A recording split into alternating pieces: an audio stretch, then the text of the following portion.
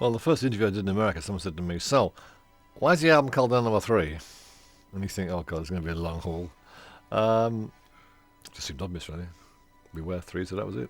I didn't see Steve leaving at all. I mean, he'd started to sort of make, I guess maybe sometimes at these sort of group dinners when everyone started getting past the nicely drunk stage to this kind of, let me tell you something stage. He kind of started, I think he started to make noises that, there's 4 of us in this band. Why can't I have 25% of the material kind of thing, I think Steve leading was, I'm never quite sure to this day kind of what happened, really. We were mixing a live album and Phil saw him in the streets and then he said hello, then didn't come in. It was sort of weird, really. I'm not sure we knew what was going on. The first I heard about it was when I passed him and I stopped on in Ladbroke Grove.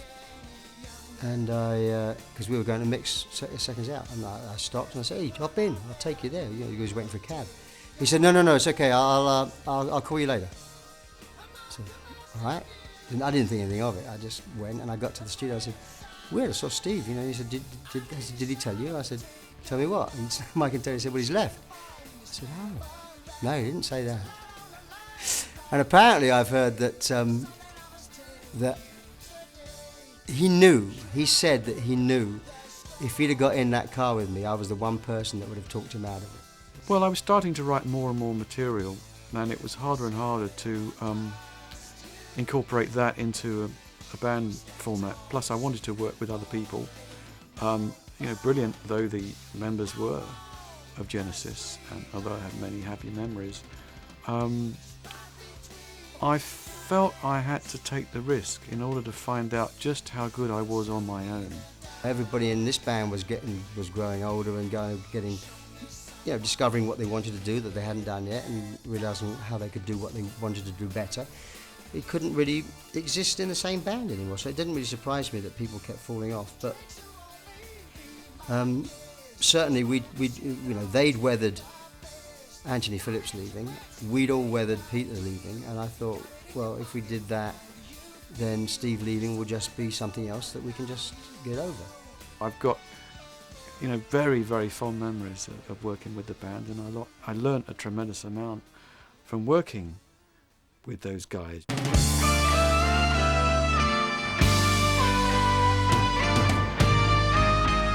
Losing Steve, I think, slightly lost an ally in going and doing things a little bit weird sometimes. He would like to do weird things, and I like to do weird things, and we could sort of sometimes drag it that way for a bit longer.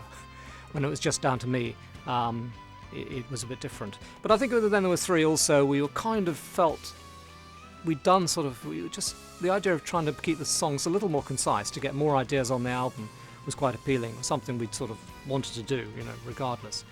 And even with 1 or 2 of the songs I wrote on this, because I wrote the song, say, Burning Rope on this album, which is kind of like, it looked like when I was writing it was going to be like One for the Vine.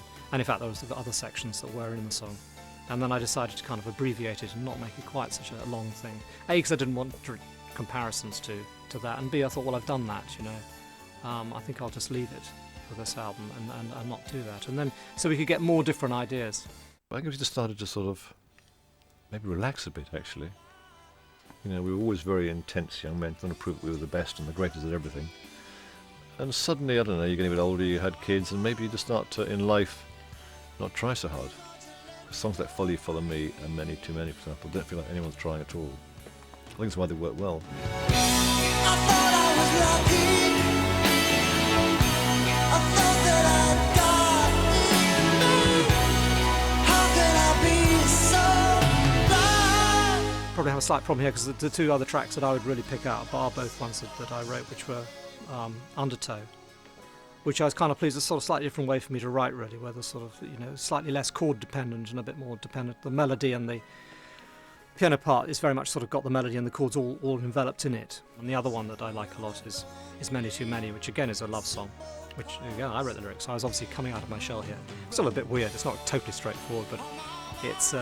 all I remember about Many Too Many was at the time we were doing it, but trying to say to Phil, yes, you can sing Mama. It's all right. You can sing Mama, which is the chorus is oh Mama, you know, doesn't it help me find the way and everything. And I said, Stevie Wonder uses Mama in his lyrics all the time, so you can do it. Because he was so against, you know, he felt very self-conscious about doing it. Of course, about a couple of years later, there was a song which we did, obviously called Mama, where it's the main lyric all throughout the song. But at the time, it's sort of, you know, perhaps he felt a bit self-consciously trying to be, you know, what we weren't. But I think it sounds good. I know no one ever felt at the time that it didn't work from that point of view.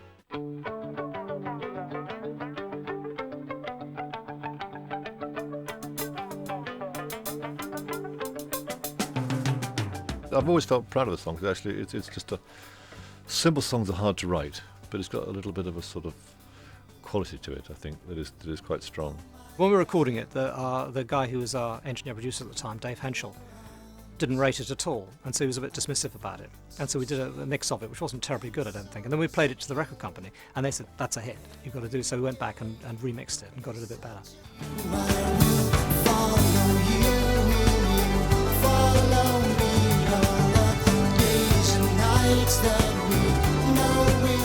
Like most of our things, it's an accident. I remember Follow Me. At the time, we saw it as being a longer song, I think. We're going to try and take that riff and make it into a solo song. It wasn't going for a song especially. But like most accidents in music, I had that guitar riff and Tony started playing some chords underneath it. I mean, you know, and then Phil just started singing along, and it just seemed it came together very easily. And I also remember something about the lyrics, for once. The easiest song to write lyrically I've ever written in my life. It took about 10 minutes. I sat down and it just came out very easily. They're not astounding words, but I think being simple and not being embarrassing is often quite hard. They just seem, and I thought, well, I can't be that easy, you know. And I thought they're so simple. Stay with me, and I thought, I don't know, can I? You know, we'd come from a much more complicated background of lyric writing, and I thought I can't just do that, can I? But it's an interesting song because it's a very simple song, and I think the way Phil sang it just captured a certain simplicity and mood that was a little pop song, but actually quite a genuine little piece of music. It just is another step on that ladder, you know, that made us a bigger band than we were before, and you know, playing to more people, more interest, more play on the radio. Suddenly, a few girls in the audience, you know. I remember reading Pete Townsend in an article saying about Follow Me. I thought it was a great little, on the radio, a really nice little song that sort of was just classy without being simple, without being at all trite, you know. I remember when Chester Thompson joined the live band playing drums, he said that on the Weather Report bus that they always used to play that song. And I thought, all right, God, we've done something right if Weather Report like it. I mean, if Wayne Shorter and Joe Zawinul can listen to this and say, this English stuff's cool, man.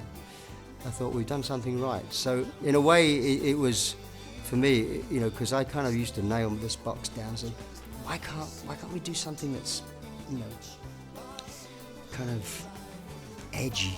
Why can't we do something that's kind of cool and hip, you know? Anyway, it looks like we had done something, although then it became a pop single, which kind of took the edge off the edgy, cool, hip thing. But it actually, you know, it's still played on the radio today, and it's kind of, you know, it's a lot of people's favourite song from that period. You must remember this came out in the middle of sort of, I don't know, was it just after punk? I don't know. It was kind of a strange thing. We were sort of still surviving. Couldn't quite work out why, because everyone else seemed to have gone. You know, ELP had died, Yes had died, and everything like this, and we were still going along. And we were lucky to have perhaps this hit single, which sort of came out suddenly in the middle of all this, and we were okay.